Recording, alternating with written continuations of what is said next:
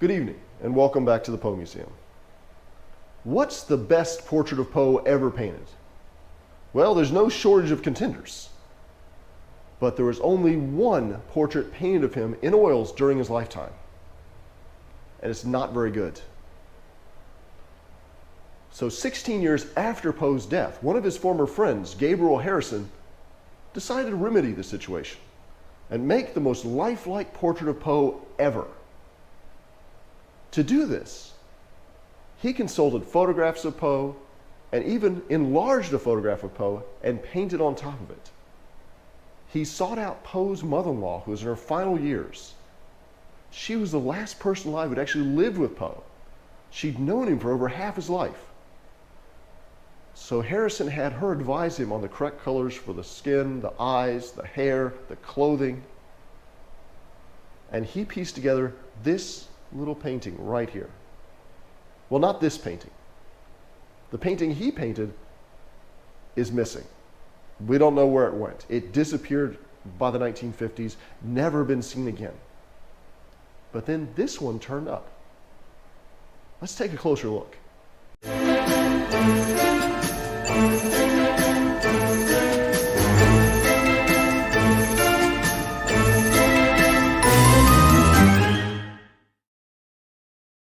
So this is the portrait, right here.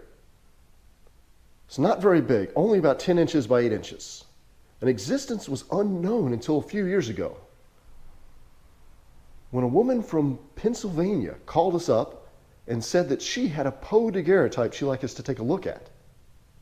She came in the next morning and showed us this. We immediately knew that it wasn't the original daguerreotype. It was a painting on top of a photograph. Then we looked at the back. This is a message by Gabriel Harrison. This likeness of Edgar Allan Poe is from a daguerreotype taken by his personal friend, the subscriber, in 1847. In 1865, the undersigned made an enlarged photograph of said picture and finished it in oil colors under the eyes of Mrs. Clem, Poe's mother-in-law, for the purpose of getting the true colors of his complexion, eyes, hair, and dress. The picture, when finished, gave perfect satisfaction to Mrs. Clem and many of his friends. Poe's face was not symmetrical and always expressed a sad and disappointed look. The undersigned presented the original to the Long Island Historical Society, together with Poe and Mrs. Clem's wedding rings, melted together to one for safekeeping. This picture is a copy from the original by the subscriber. So where was this portrait this whole time? Well, it was in a private collection in Pennsylvania. The owner had no idea where it came from. She said she was living in New York in the 1950s, and her father somehow acquired it, but always kept it locked up in a closet for safekeeping. Fast forward another 60 years, and she decided to take it to the Poe Museum to find out exactly what she had. When she brought it here, I took a look at the inscription on the back and knew exactly what it was. I even contacted the Long Island Historical Society, which since had changed its name to the Brooklyn Historical Society, to find out if they'd recovered their missing portrait or if this could possibly be that one. But they said we were in the clear. I told her about our findings, and her kids took it to auction.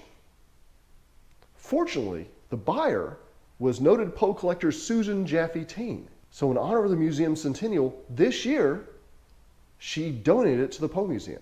And you can see it right back there in that case. So come on down to the museum and decide for yourself. Could this be the best portrait of Poe ever made?